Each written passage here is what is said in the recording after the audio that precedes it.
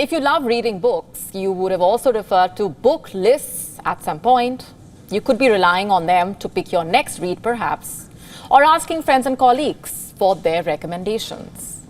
Now, there is no denying that the list of bestsellers come in handy while navigating that crucial decision.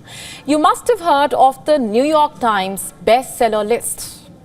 Like the name suggests, it keeps a tally of the bestsellers.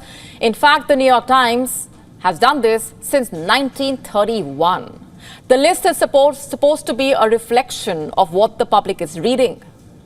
So why are we talking about that list today, you ask? Because of questions that are doing the rounds. Questions like this one. Is the New York Times bestseller list politically biased? That question is answered by The Economist in its article. It says, quote, "Our investigation suggests it is," quote unquote. The fact is, a debate continues to rage with questions like, does the newspaper discriminate against right-wing authors? The Economist compiled 12 years worth of figures from Publishers Weekly and identified books by 12 publishers that describe themselves as politically to the right of center. It found that work by conservative publishers was 7% less likely to make it onto the weekly bestseller lists than books by other publishers with similar sales figures.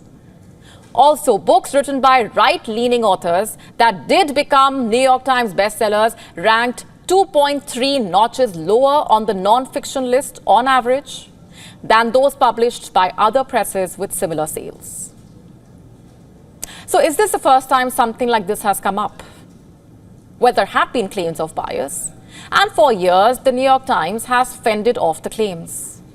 Let me, in fact, point you to what Elon Musk had said. In March, Musk called the list pure propaganda. So what does bestseller status even mean for the author, by the way? How does it help?